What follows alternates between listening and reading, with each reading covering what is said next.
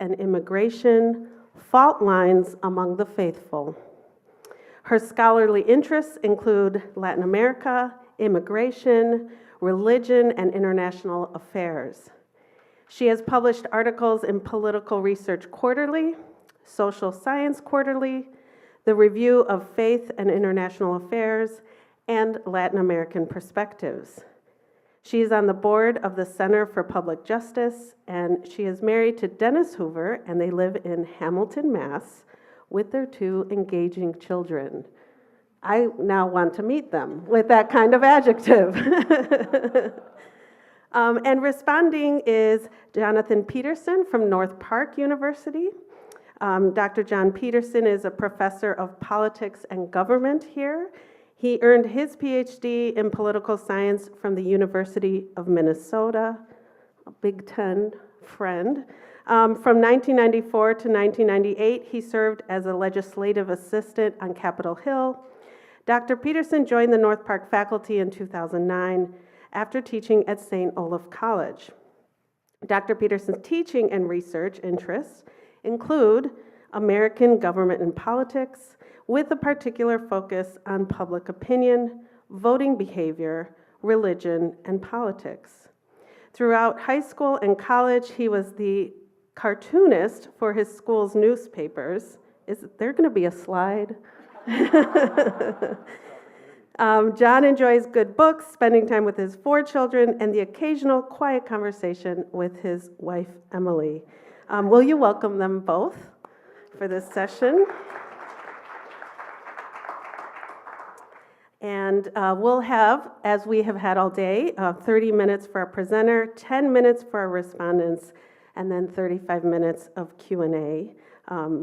I will invite now Dr. Melkonian-Hoover to her presentation on hospitality and immigration, biblical and social scientific perspectives on the role of church and state. Thank you.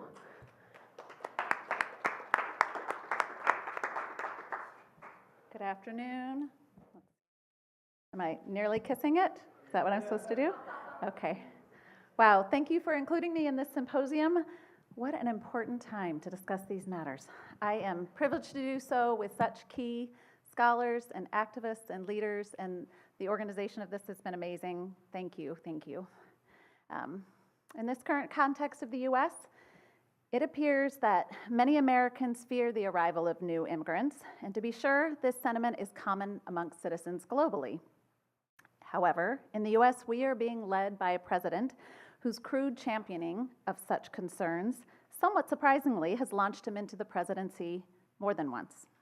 And on day 1 of his presidency, as we well know, among other significant shifts, he put forward executive orders to halt the welcome of refugees, to thwart access to asylum, to send troops to border regions, to expand removals to facilitate mass deportations, and to try to stop birthright citizenship in the U.S., and so on and so on.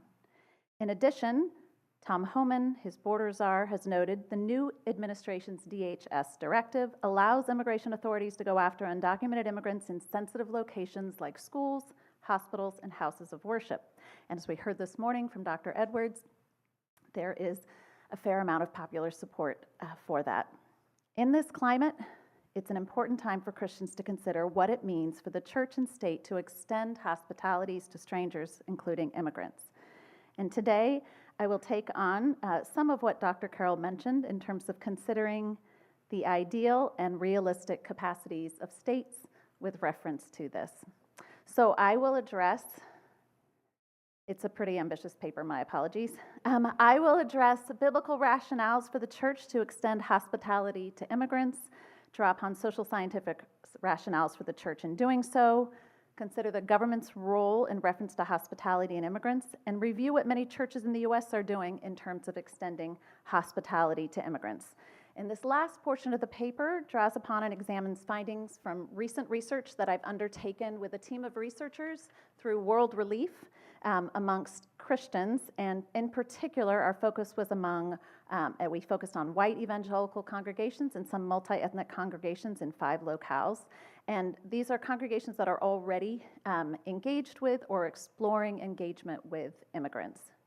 Therein, we see the impact of churches laying biblical and moral foundations for how parishioners think about welcoming the stranger and inviting involvement, facilitating involvement, and how working with NGOs like World Relief can help undertake some of these efforts better.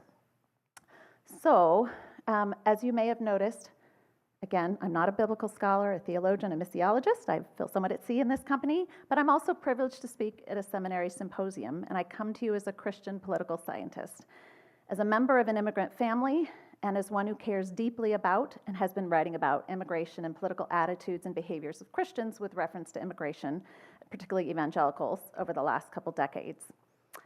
So I am not a preacher, but I do like to complicate things. So, has been highlighted by many here, when we consider the scriptural foundations for how we're to think about immigration and hospitality, as Julie Andrews sang, let's start at the very beginning. It's a very good place to start. So, just as I do in many of my courses, when we consider how do we honor the status, dignity, and rights of other humans, it's helpful to begin with Genesis 1:27. Having the Imago Dei in each one of us creates a key foundation for human rights. It should shape how we see one another, with all individuals having inherent worth on that basis. And as our dear colleague, Dr. Carroll, wrote, humans are the pinnacle of what God has made.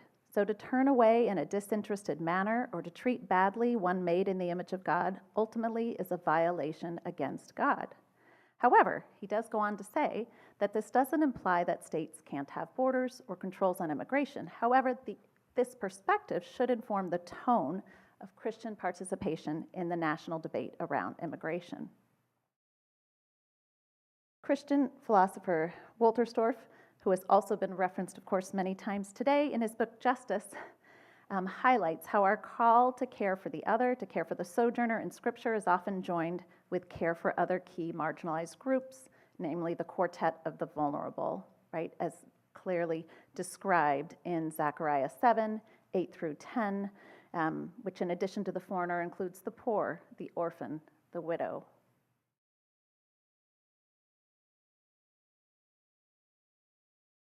Finally, a verse that captures much of the heart of how we are to think and live and shapes the way many of us see our call as followers of Christ is Micah 6:8. And here, what I really appreciate is how mercy and kindness, justice and humility are paired together. What does it mean to love justice and mercy when it comes to questions of immigration and hospitality?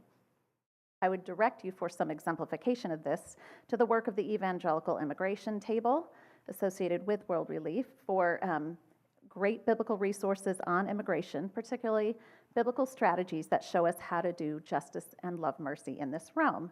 And seeking just and appropriate legislation, they have brought together multiple Christians of different persuasions to think about what are the key principles that help us look forward to kind of positive, balanced immigration initiatives. Together, they have concluded and agree upon legislation based on these biblical principles that I know some of you have worked on, thank you very much, that help unite, policies that would help unite families, respect the dignity of all, uphold the rule of law, establish a path toward legal status and/or citizenship, secure borders, and ensure fairness to taxpayers.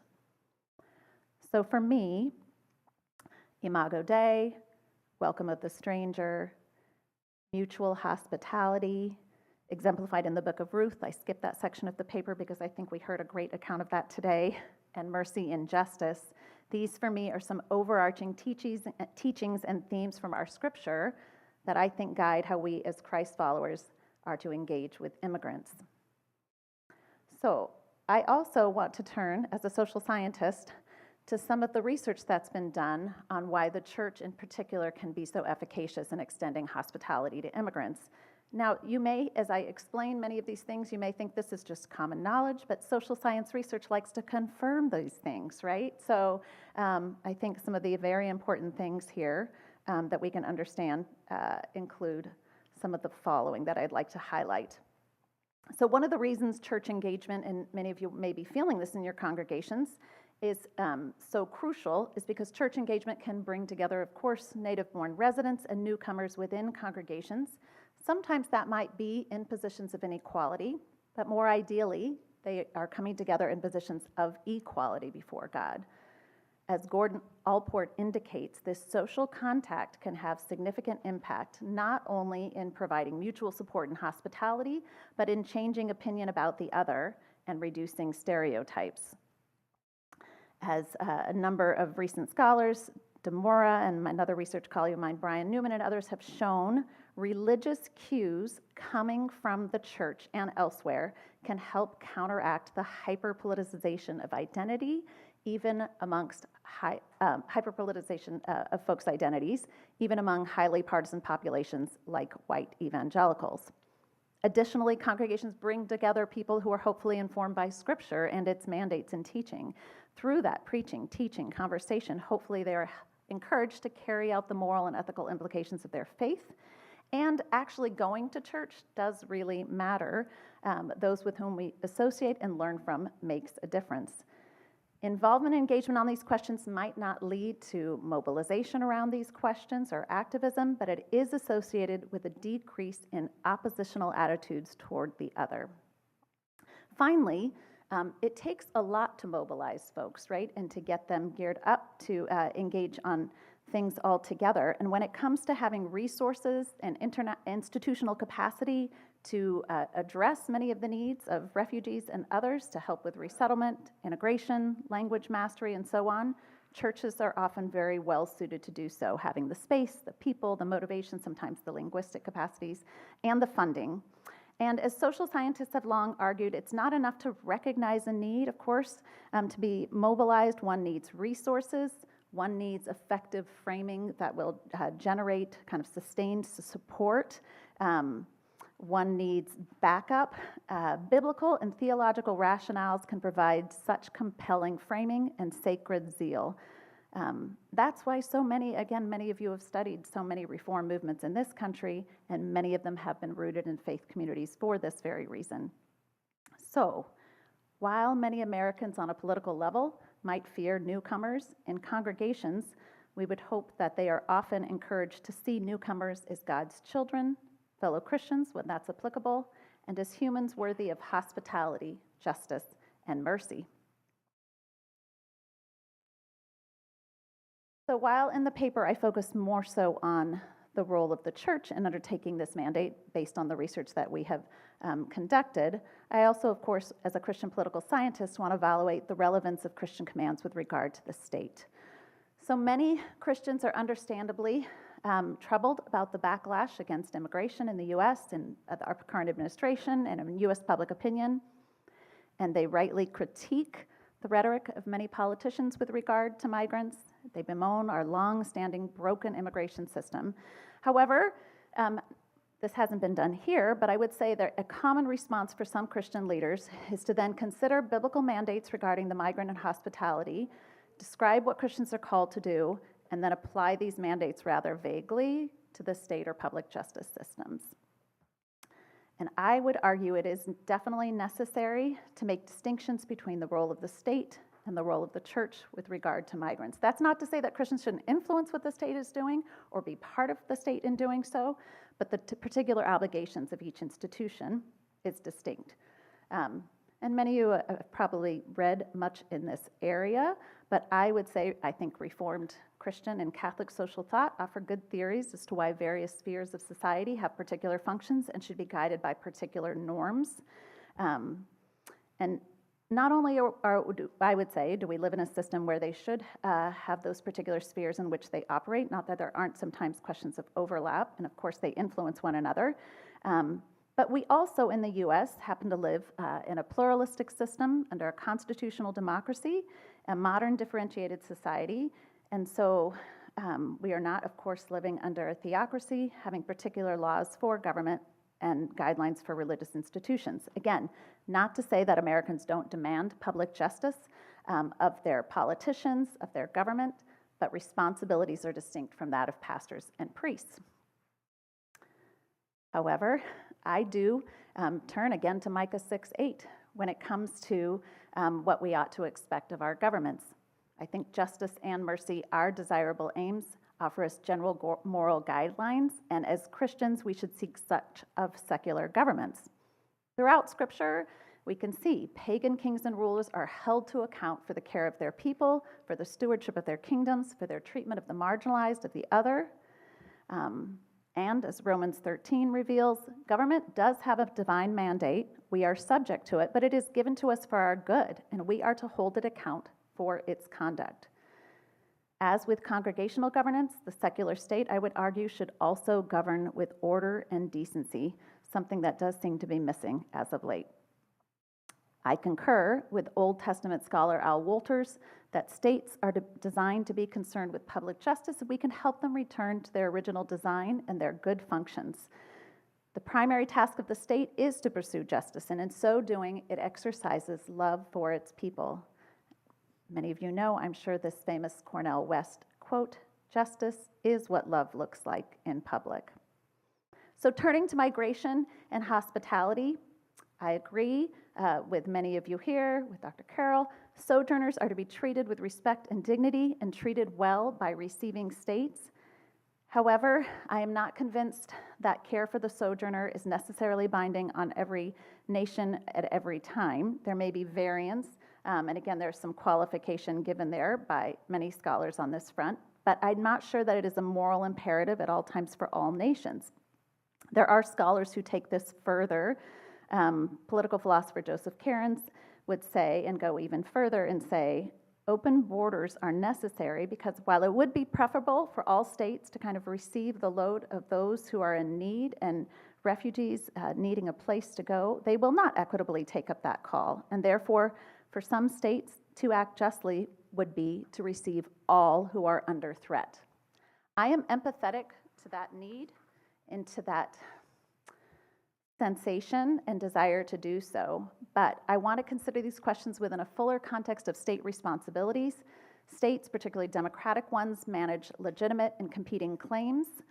They manage public justice claims for current citizens, for legal residents, for newcomers coming, and they have the responsibility to integrate newcomers well and to accept those they can support. They also need to steward the stability of their government and democracy, and they need to steward sustainable hospitality, which enables space not just for those who are pressing in maybe at the moment, but for future immigrants and future generations, as migration is only expected to grow.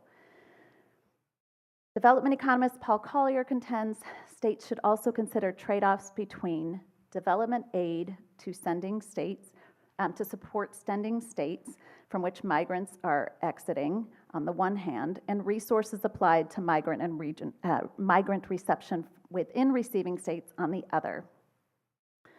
These don't necessarily have to be put in tension, but there are pressures on governments on this front. And of course, it appears right now that in the US we may not be willing to do either. It is fair to insist that Christians wrestle with the notion that loving one's neighbor may just as likely mean helping that person thrive, if possible, in a home context, advocating that our government and non-governmental organizations spend resources addressing root causes of migration, sometimes in place of helping migrants become citizens. Applying Scripture to specific public policy in reference to immigration is really tricky, particularly in a time when globalization and technological advancements have made for an entirely different scale of migration and hospitality considerations.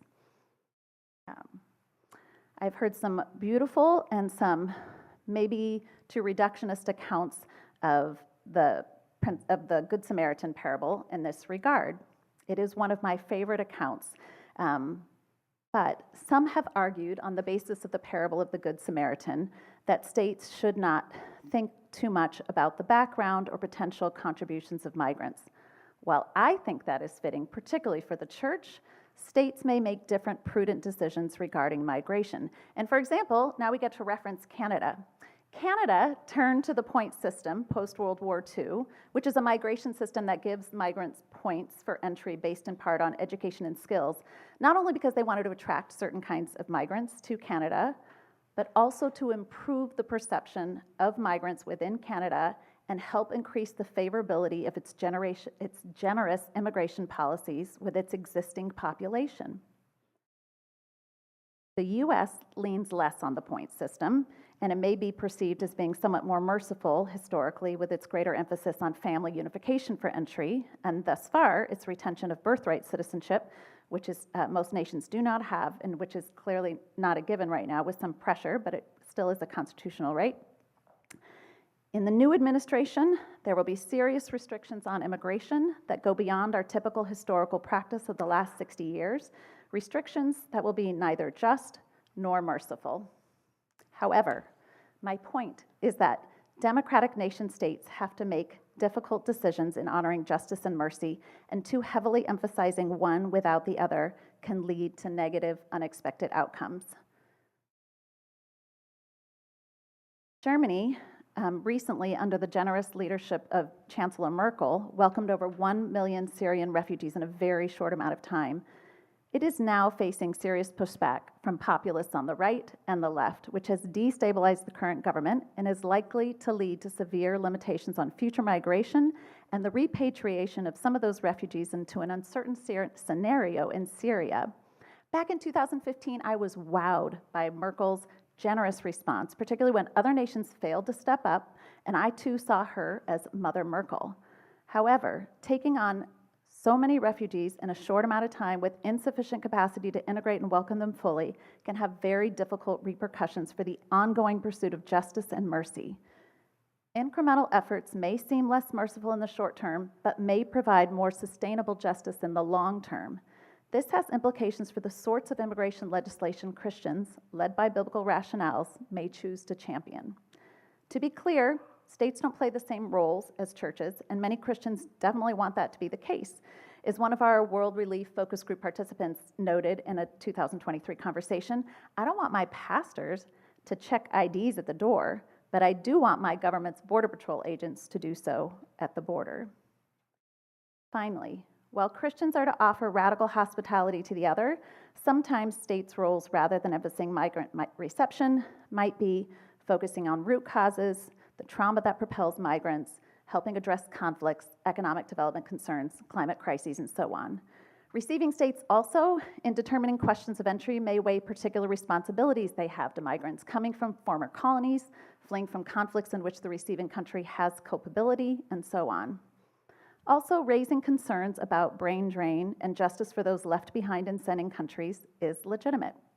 One thinks of the analogies to the debate over rescuing Middle East Christians from ISIS by permanently resettling them in the West versus trying to get them back into their homes by addressing conflicts and needs in those locales.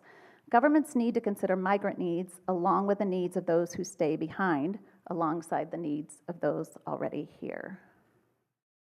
So what has the church done historically in the U.S.? Many things, and here, of course, I focus on primarily on what Protestant churches have been doing in the U.S., and evangelicals in particular. For more information, since I am using my time rather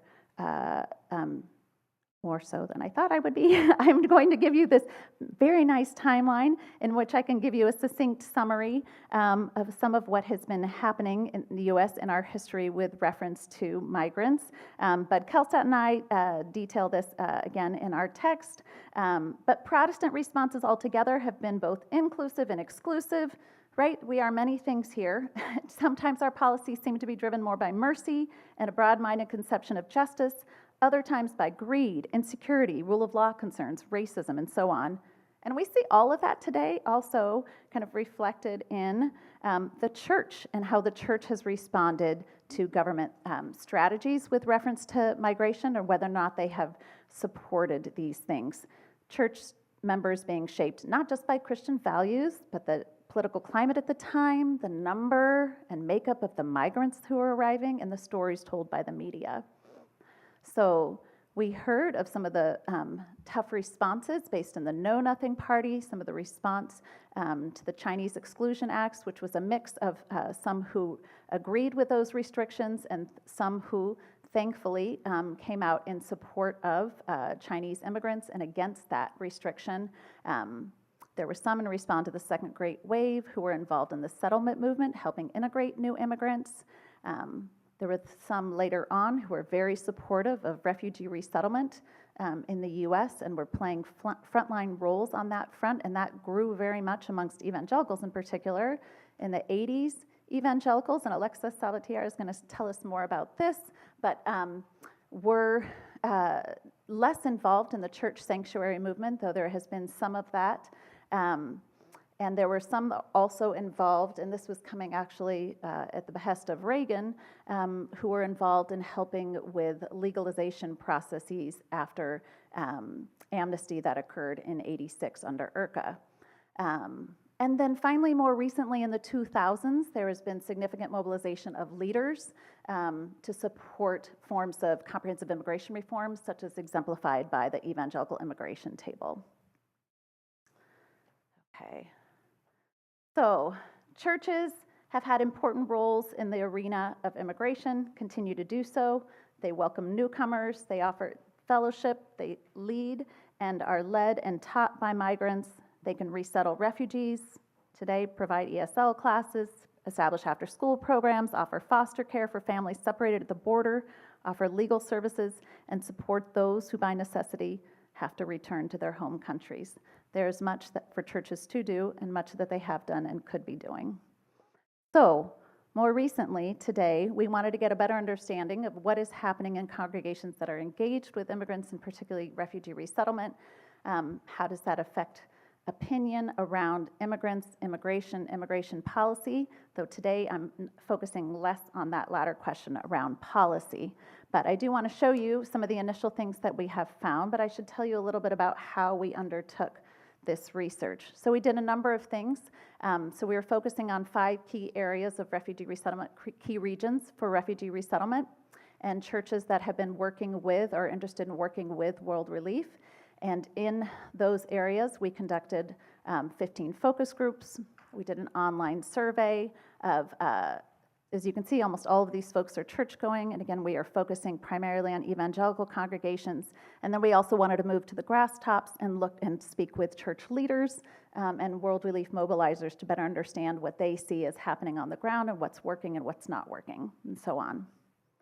Okay, so what did we find? Well, we did focus on Christians, as you can see, and we don't have a control group on that front, but what we do compare is we compare those who are volunteering and those who are not volunteering to see if kind of more integrated engagement makes a difference in people's opinions.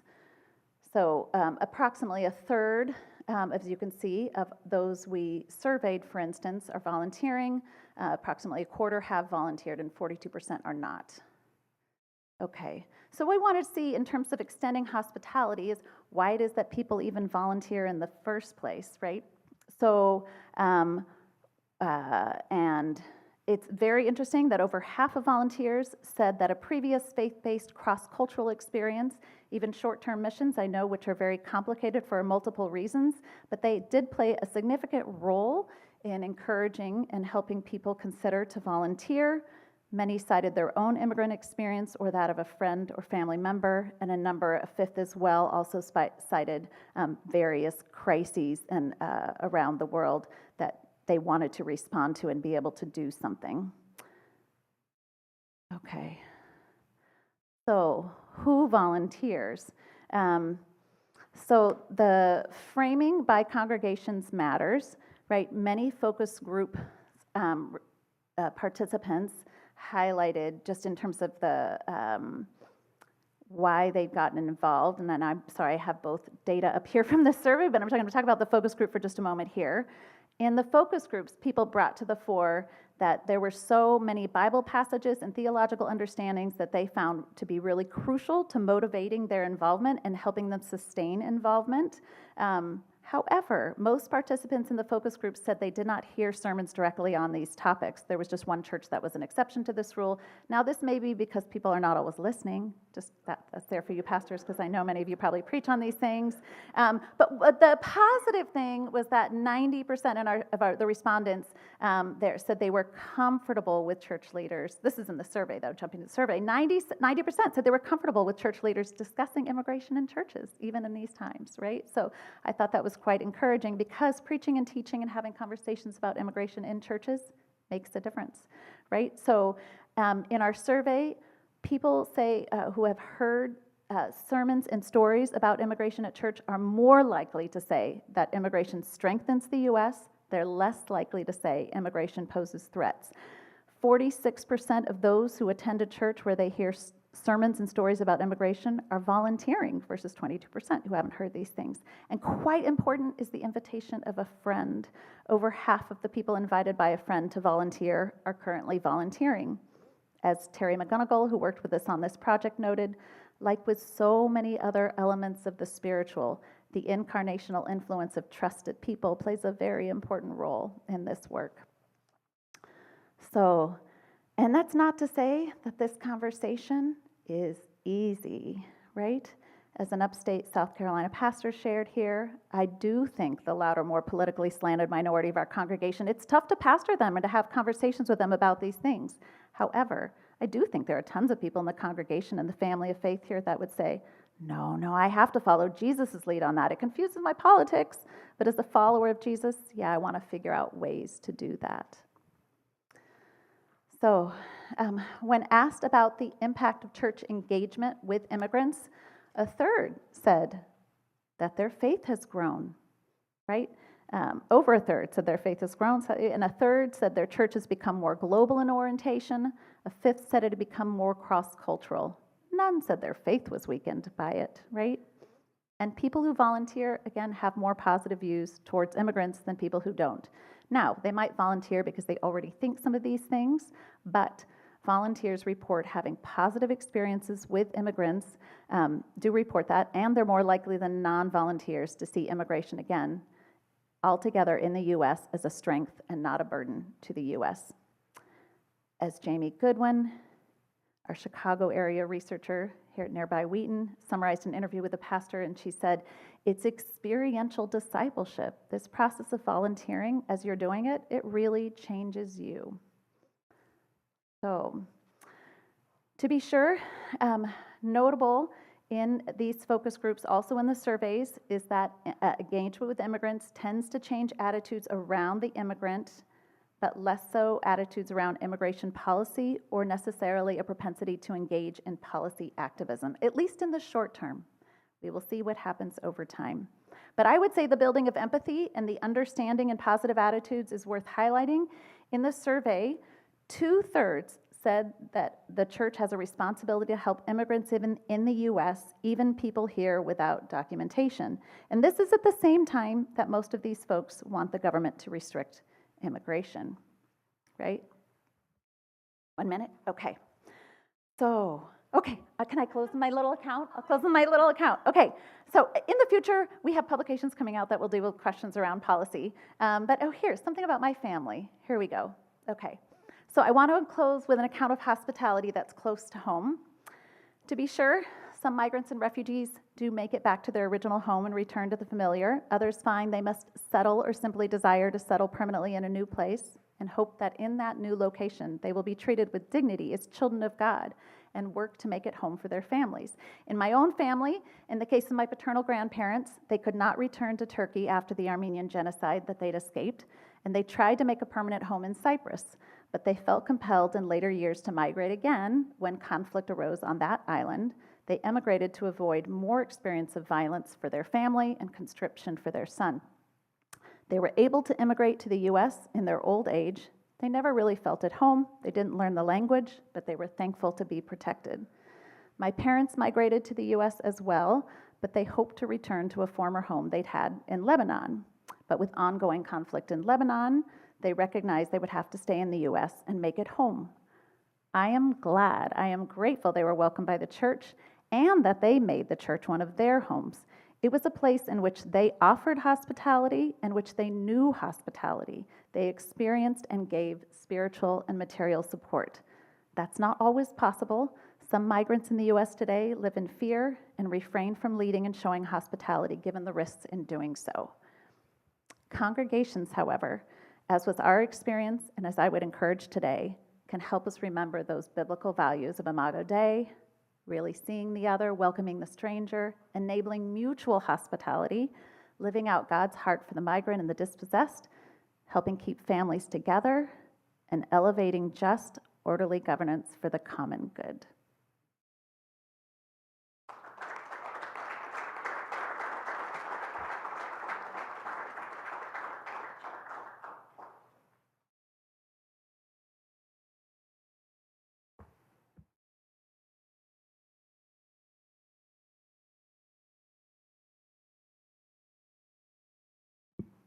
As a social scientist who for 20 years has studied, written, and discussed U.S. immigration and the attitudes that surround it, Ruth Melkonian-Hoover brings a welcome, interdisciplinary perspective to this theological symposium.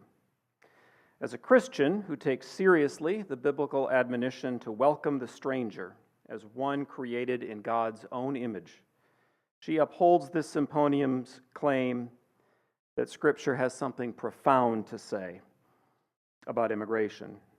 And as the daughter and granddaughter of migrants, she embodies the relevance of discussions like this in our day.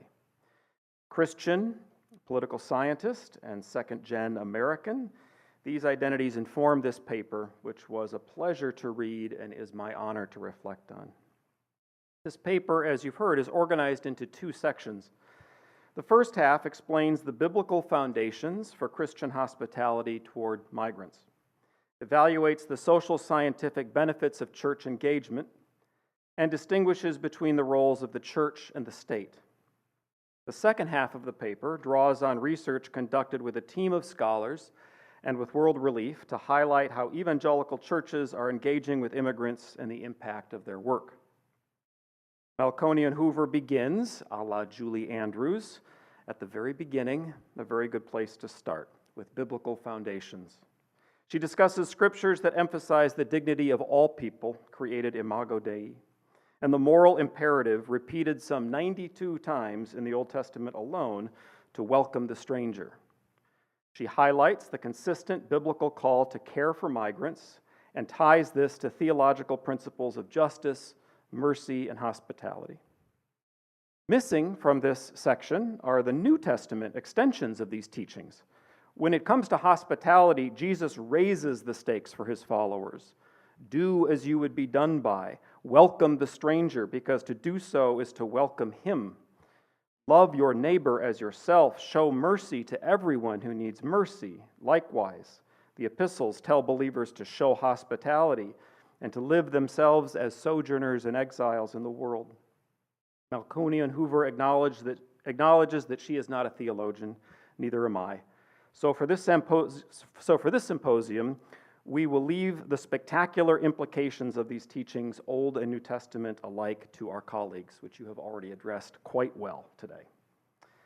That said, I could not help but wonder whether a consideration of Romans 13, be subject to the governing authorities, would enrich or complicate the paper's discussion on the proper roles of church and state. Melkonian-Hoover convincingly argues that these institutions have separate purposes when it comes to engaging migrants. While the church is called to radical hospitality and advocacy for justice, the state must balance these values with practical concerns, such as resource allocation, national security, and sustainable policies. The small d democratic Christian lives in each of these kingdoms. What is he to do when the state, in the name of national security, for example, asks him to support, by his vote, his taxes, or his direct cooperation, the forced relocation of millions of immigrants? I cannot leave this first section of the paper without quoting Julie Andrews, if I may.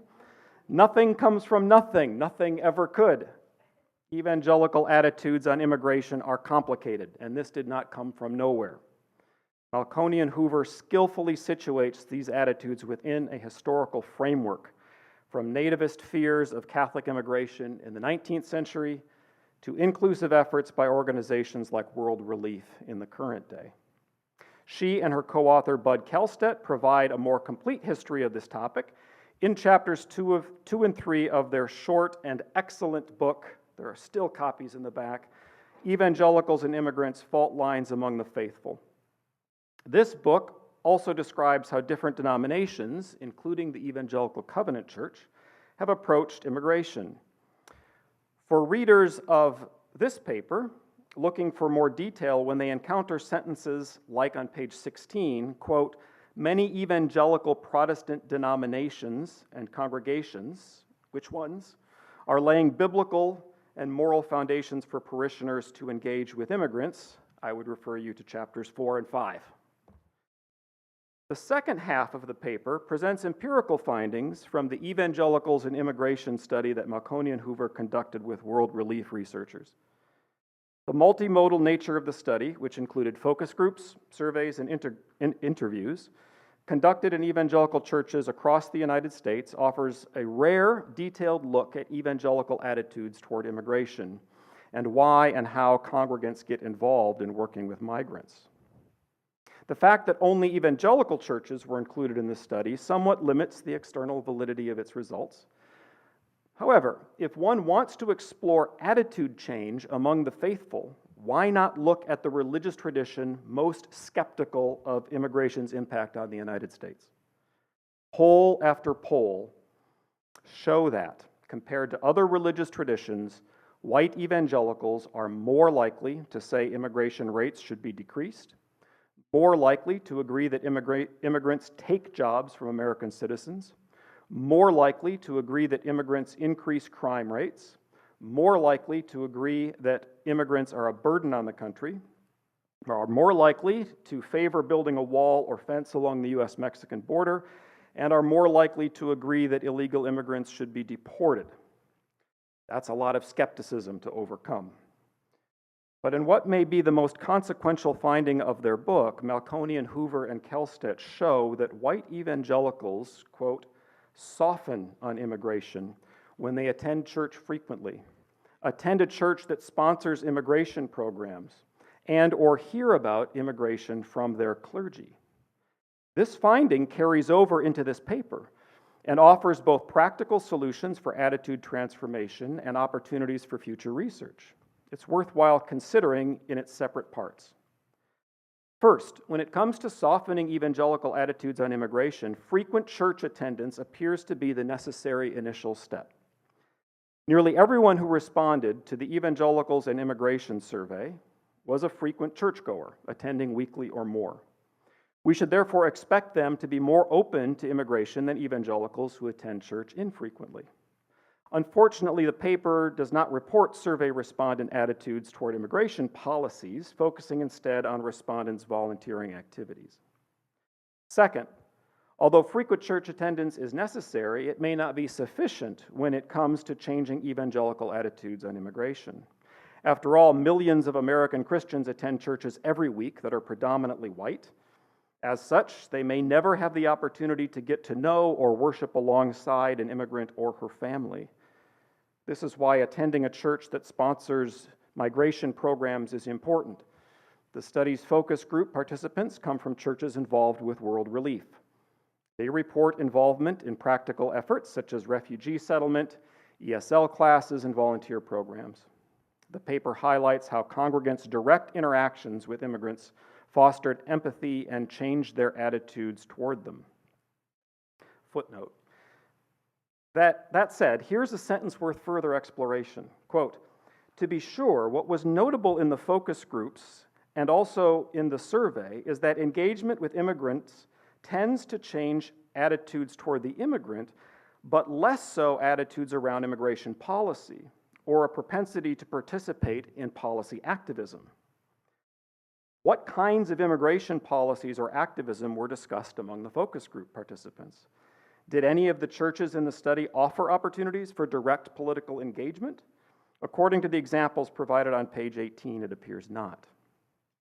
The third variable that appears to soften evangelical attitudes on immigration is clergy involvement. Interestingly, aside from one church in Sacramento, most focus group participants said they had not heard many sermons on immigration. Rather than responding to a summons from the pulpit, then, most focus group participants said they got involved in these ministries as a result of participating in a cross-cultural experience, like a short-term missions trip or getting to know a migrant family. This lack of sermons on the issue caught my attention, especially considering that every church in the study was either working with or interested in working with World Relief. If any pastors could be expected to preach on this topic, I would think it would be those churches with immigration programs. An interview excerpt from a pastor in South Carolina that Dr. Melkonian-Hoover read offers us some insight. It bears repeating. He said, quote, "I do think the louder, more politically slanted minority of our congregation, it's tough to pastor them and have conversations with them about these things," end quote. Could it be that pastors, even in churches with active immigrant programs, fear the, quote, louder, more politically slanted minority, end quote, and how they may respond to sermons that contradict the political messages they receive during the week? This paper concludes by outlining the next steps in research, namely to see how engagement, quote, transforms churches and how it is related to views on immigration, immigrants, and immigration policy. We should be excited about the direction this research will take because it could answer some big questions. Why are evangelicals, particularly biblical literists, so hesitant to obey Scripture's commands to welcome the stranger? Can their hearts and minds be changed? What are the most effective ways of doing so? And what role can organizations like World Relief play in equipping churches to welcome the stranger?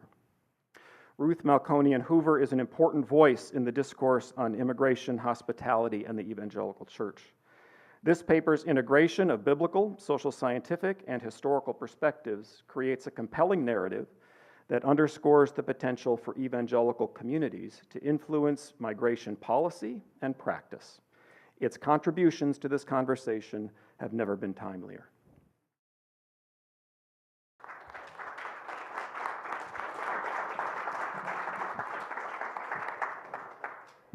Thank you. Thank you both. And we encourage you to begin to formulate your questions, whether in person or online.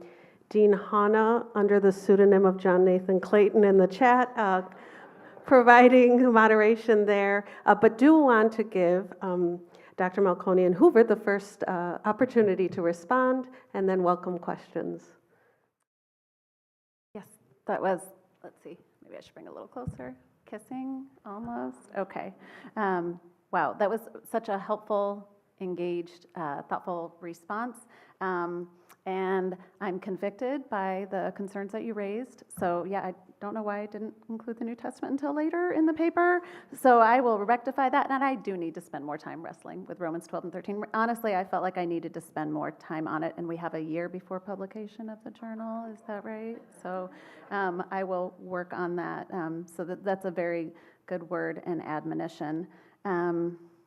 Yeah, and I also appreciate the concern around it would be helpful to know more in terms of what is happening with reference to opinions and folks standing on questions of immigration policy. I don't know how much we will put in this paper versus another forthcoming publication, but we do need to get that information out there, and we do need to wrestle with it more because and we've seen this before, this tension over why are partisan cues and influence shaping people's opinions around these questions and their voting behavior more so than maybe their faith cues. Now, it also goes back to this question of what in their faith are they leaning on as well, and maybe they're leaning less on questions around welcoming the stranger and more on what some of you have written about might be a misinterpretation of Romans 13 and their understandings of the rule of law and what don't you understand about breaking the law sorts of conversations. Yeah, so we will see. I also wonder about this question that I was raising and that I've seen in other research as well on other questions. I mean, how long does it take for people to shift on these kinds of questions and things that might change their heart in response to, again, how they behave as Christians in terms of offering radical hospitality in that sphere of the church?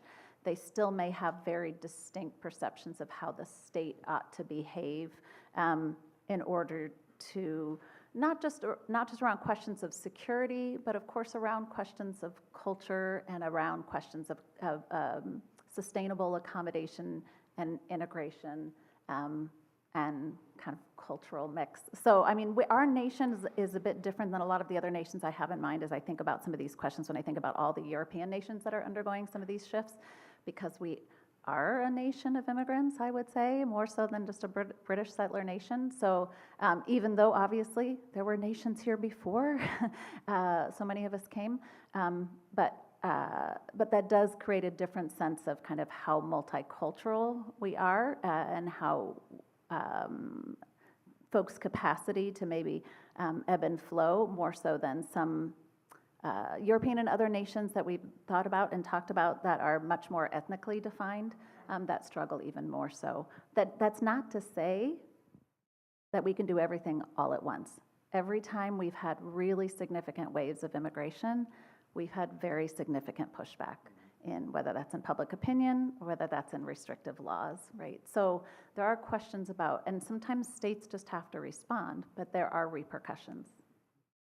So thank you, and I don't think that answered everything, but I'm going to continue to chew on your questions. Oh, I did want to just say that some of the questions that we asked around immigration policy were surrounding questions of comprehensive immigration reform. Is there a path to citizenship? Do you agree that that should be the case? Are you supportive of guest worker programs? Are you supportive of deportation? What do you think about enhancing border security? What about Dreamers? Those were the primary. Yeah, so we covered a bit. Yeah, it was a long survey. Maybe that's why we didn't get as high an N as we wanted. Oh, yeah. Well, we do have Dr. Maxley with the microphone in the room. I might kick us off with a question here as people start raising their hands. Thank you for offering the distinctives of church and state, and I feel like in the response you've offered some additional fault lines for the faithful. Can each of you comment on the blurred lines? The blurred lines we're having right now of kind of a civic religion, of Christianity and state kind of seen as one, and being faithful to the state is being faithful to Christianity. So could you maybe comment on those blurred lines right now?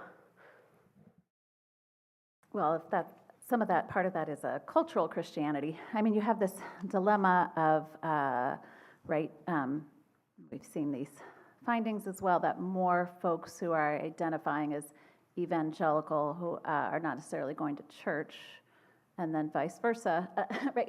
Especially those who are on the right, who are identifying as evangelical are just taking that on as a cultural cue. And so you're not going to be able to impact them with teaching. They're not stepping foot inside a church and they're not sitting under church leadership, right? And then more folks who might follow Babington's quadrilateral and might be defined as evangelical, going to church, maybe and affiliated with a congregation, aren't necessarily taking on that term. So I think this is why what we're trying to do in terms of folks who are affiliated with churches is that we're getting a better set of people that are actually defining themselves as evangelicals for the most part, and are going to church, and are, right, so there's a denominational affiliation, there are pietistic, there are practices, so the belief, behavior, belonging kind of questions. So I think part of that I don't think is actually, so part of the Christian nationalism, I would say there's not really, it's not so Christian in terms of depth, but that doesn't answer all the questions. You have to answer that. Yeah. Oh, this is good stuff. I think one of the great strengths of the paper is to recognize the different responsibilities of church and state, and what the state can do and is responsible to do. It gets complicated in a republic like this, where the citizen is called to participate in the state, both as voting and as paying taxes and as running for office and as demonstrating and making your voice heard. And so when we talk about submitting to authorities in the United States, we have a lot of authorities. We have a federalist system where we have state and local authorities that we're supposed to submit to. What happens if they have totally different priorities than our national government does? Who do we submit to in that case as good Christian citizens?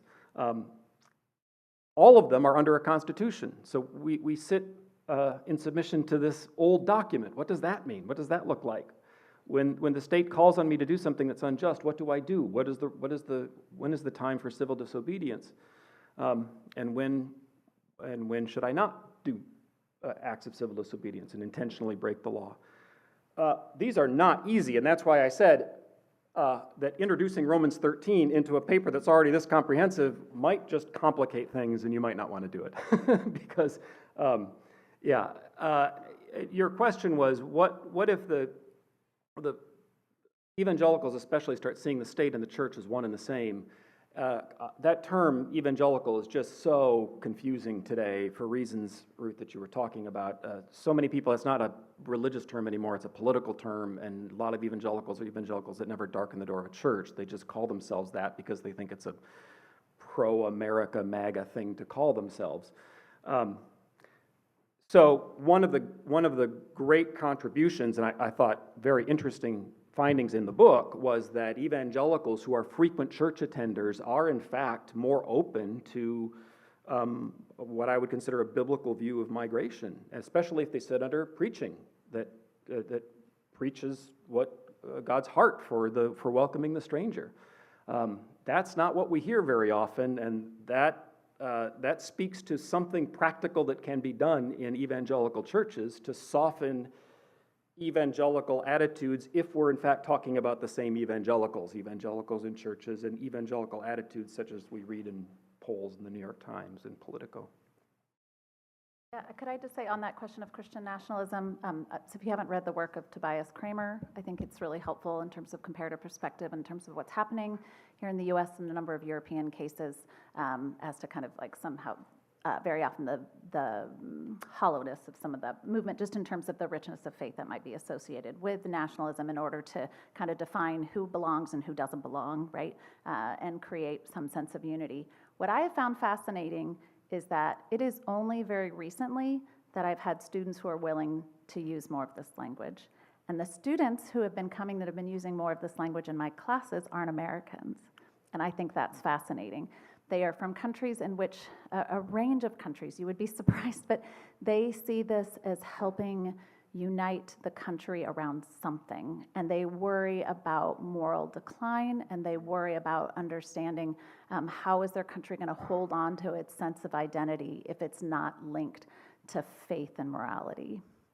So some unexpected conversations that we're having in the classroom as I kind of push on some of the dangers when we look at linking with the state historically, right? And so having good, rich conversations, but it's coming from corners that I didn't anticipate. And maybe that's the web. Wait, is that the wrong term that I'm using? Social media. Excuse me, I'm so old. The web.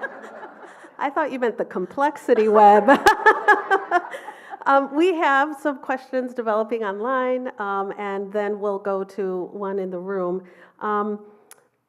For Dr. Melkonian-Hoover, asking about, so in your research you showed the truth of Scripture being preached on in immigration, and there's some questions about what about the truth of our reality? Was there anything that came out on speaking to that? Some examples in the chat were the crime rate of immigrants versus citizens, the majority of guns in Mexico actually being from the U.S., these sort of things where, have you seen in your research people naming reality, not in the context, not just in Scripture? Fixing their perspective on migration, just getting better information. Yeah, I mean, those are interesting things. And I think sometimes you have had organizations like World Relief, other organizations that have run seminars in congregations where they try to dispel some of those myths, right? And that is just a problem that we are all facing, right? Everywhere, with our family members, with our students, right? Where are they getting their information? What are they watching? What are they consuming that is kind of preying on their fears from one side or the other? And so, I mean, I'm just constantly, I don't know about you, but I mean, I've turned off most of 24-hour news. I read my news. I look at a wide array of sources. So I'm trying to encourage them on that front. I don't know that pastors are preaching these things in terms of dispelling the myths, but that doesn't mean that churches can't have great conversations, more so perhaps in Sunday school classes or in weekday seminars. I think if those things are coming from the pulpit, then there's a concern again around, politicization questions. How is this done well from the pulpit, where we're not telling people exactly how to vote, but encouraging them to think in Christian and thoughtful, biblical, moral ways on these questions? Even with the web, right? Yeah, I guess I would add to that a footnote that I skipped. The quote from the South Carolina pastor reminded me of this article that appeared a couple of years ago in The Atlantic by Tim Alberta. It says, "Don't be afraid." We hear, don't fear, don't be afraid, don't be afraid, over and over again. He said, "But I've got my congregation for 45 minutes on Sunday morning. Rush Limbaugh has them 3 hours a day, 5 days a week, and Fox News has them every single night. And what do they hear? They hear, be afraid, be angry, be afraid." And it's just very difficult to reconcile those two messages that people get. I'm hearing, I've been hearing this paper in the context of the paper that was presented just before this, so I probably would not be asking this question if I had heard it in another context, but thinking about Dr. La Rosa's theology of home, and I guess I'm wondering, is there something that, and the answer to this may be no, and that's perfectly fine. Is there something in like the social science or political science area that contributes to, or has language for contributing to how we come to think of home, whether that's here in the US or in some of the other contexts that Dr. La Rosa mentioned? And I'm asking, particularly, I'm curious as a pastor who's facing some of those things that you just mentioned from Tim Alberta, and how do I understand what is forming people in my church so that I can present them with what Scripture says, perhaps related to home, as we heard about earlier?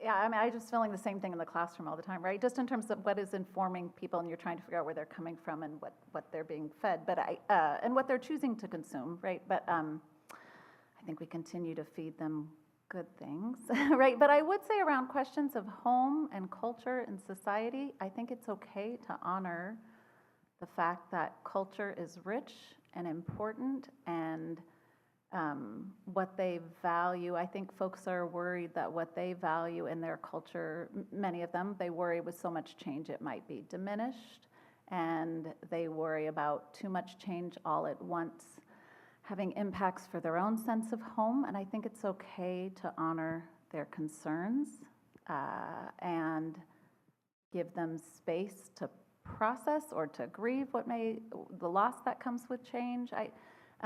I think sometimes we are not giving enough credence to the role and import of culture, period, right? And how, I think sometimes, again, with that Germany example, wow, so 1 million Syrians in German culture, right? That's a lot to kind of expect of Syrians and of Germans, right? And then when you don't have maybe the structures in place to ensure that you can help acculturate people through work and school, and it's very often work and school in the military, just happens to be just in terms of the data, where people end up integrating well, right? And especially if you have a more conservative Muslim majority culture coming in that even wants to prevent maybe some of their females from engaging in some of those acculturating mechanisms, then you're coming, and you have a more secular feminist society, right? You can just see, right, where there's going to be some natural clashes that countries have to think about. How are they going to do this well? How are we going to live together well?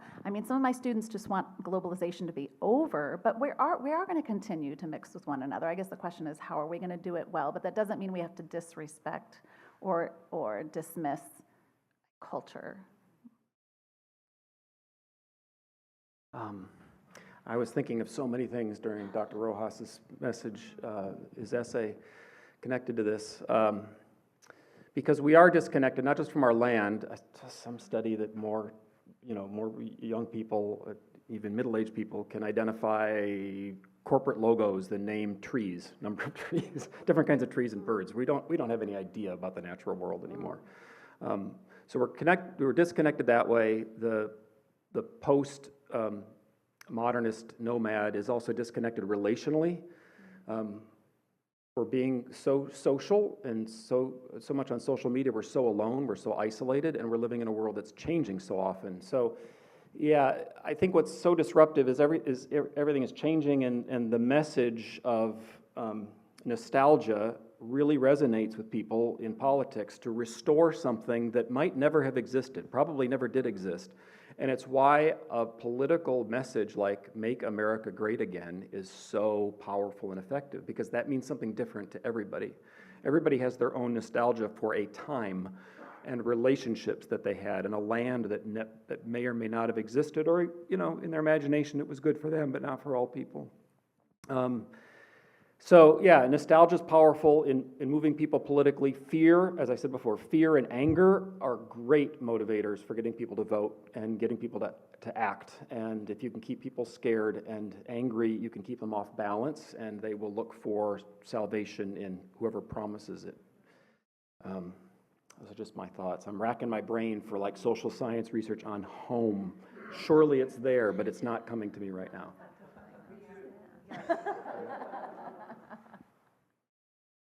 Right. Like Dr. Clayton, I'm going to attempt to combine two questions that I think build well on the discussion so far. First is from Emily Wickstrom, an ECC pastor in Sacramento, California.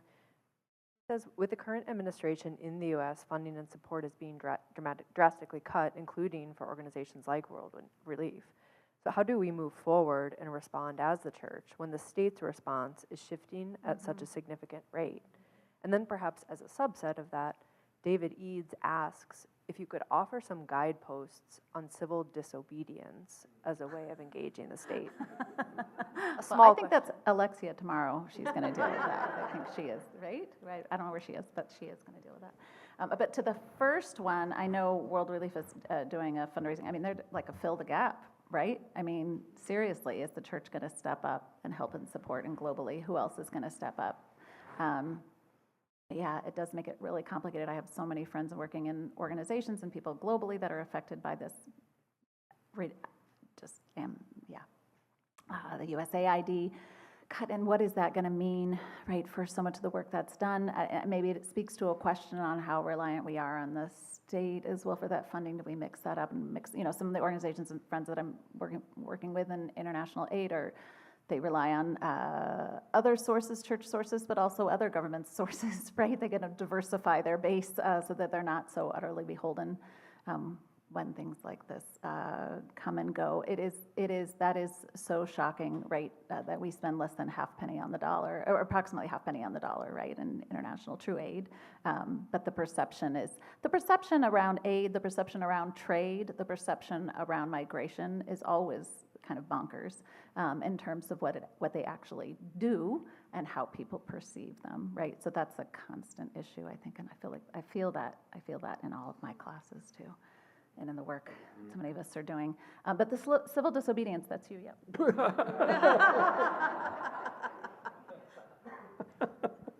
I'm going to not answer that question.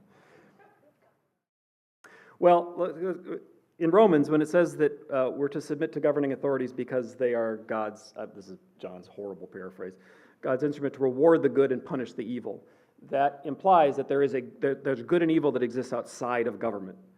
That the government doesn't decide what's good or evil. Somebody else is deciding that. And of course, we know that somebody else is God himself. And so, as Martin Luther King said in a letter from Birmingham jail, just laws are laws which correspond, man-made laws which correspond to God's laws, and unjust laws are laws which don't. Again, John's horrible paraphrase. And so we have a responsibility to break unjust laws and to follow just laws. And my advice would be take more political science classes. What we're experiencing right now is a horrible dearth of civic education. People don't know their constitutions, so they don't know when the Constitution's violated. They don't know what different layers of government are supposed to do, so they don't know when people run roughshod over those things. And they don't know the great works of the those who were civilly disobedient and why they were doing it. And so read all those things. That's what we need to do. Yeah, I just concur. Clearly, we have so many examples in Scripture of civil disobedience as well, and obviously in the civil rights movement, so many other movements where we see that with folks who are, we're obeying God's law over man's law, but we are also willing to bear then the consequences of such, right? So I think that those are hard decisions to make. I think the sanctuary movement, again, I don't want to steal Alexia's thunder. She's going to talk about this in the new sanctuary movement tomorrow. I think that is a fascinating movement. It's not a scalable movement, right? It is super expensive it's a house arrest of sorts, right? It's not an ideal. It's what we do in time, but some churches will choose to do in times of crisis. And so I understand why some people move in that direction, but I think the real issue and the real heartbreak for me is that we have not yet effectively been able to get through reasonable law that the majority of our country can actually agree on when it comes to immigration reform, that we can't get that passed. Because having one presidency after another switch gears back and forth every time, this is disastrous, right? Executive orders one after another. And then a rush at the border when you have a new administration that looks more friendly, there's so much chaos, right? I mean, this is just not tenable. So I'm just hoping and praying for good people that I know that are working on these questions to continue to fight that good fight and to not give up. And there are little glimmers of hope even now that I'm holding on to on that front. People who are still thinking in very creative ways about how things can be done even legally outside of these questions of civil disobedience.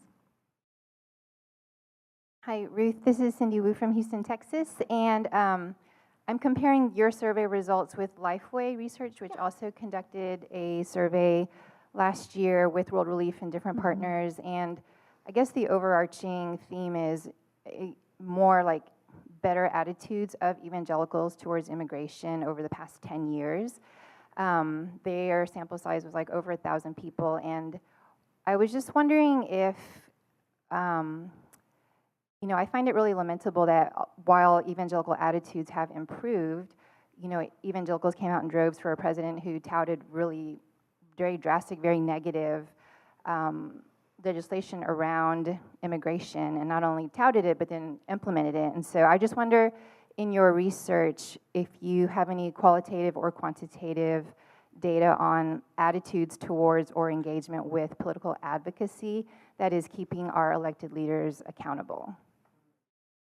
I don't know about attitudes toward political advocacy. I was just thinking just in terms of trying to understand why people are voting the way they're voting. Well, obviously there are other reasons why they're voting for an administration that's harder on immigration. And also what we're seeing is that even while people sometimes are more supportive of comprehensive immigration reform, that's an immigration reform that might include a guest worker program and a border security program and a path to citizenship or legal status, right? While they might support that, they also want restrictions at the border, right? They're saying the numbers, is this chaotic? This is untenable. We don't know what's going on. People have come in on the CP1 app, and that seemed like it was decent and orderly, but suddenly we have tons of people. We don't know where they are. We don't know what's going on. It's going to be years before, right, their process. This is a problem. So I think at the same time, I think people are feeling cross-pressured, even on this issue, much less there are other issues that are driving their votes. So I had a number of students coming from immigrant congregations, and they said even their pastor was telling them, you better vote and worry about your status. You better vote against this administration. And the congregation still did not necessarily follow the advice of the pastor because of other social issues that were driving their concerns. And not that they were necessarily thinking that Trump is a pietistic, messianic leader, right, that they are trying to follow. And some people have bought into that. But they just saw him as better protecting some of their concerns within society. That's at least, that's all anecdotal, but yeah. This is so interesting. It was on one of your slides. There's a chapter in the book, it was mentioned in here. There is a gulf between evangelical leaders, clergy and opinion leaders, and rank and file evangelicals on all kinds of issues, including immigration. So that list of skepticism that I read, if you parse out evangelical leaders, you get very different answers. And I don't know why there's that gap, why there's that gulf, but it speaks to this anecdote that you shared about a pastor saying, I'm telling my people, and they're not listening. I would encourage continued conversation in our break right before chapel. And I apologize to the hand in the back that looked like you were stretching for a time, and it was actually a question. So yes, please come up right after. And I will direct and have our dean, Dennis Edward, close. Before I do, I wanted to encourage our presenters with this comment in the chat. This has inspired me to preach on the topic of immigration and provide a programmatic underpinning.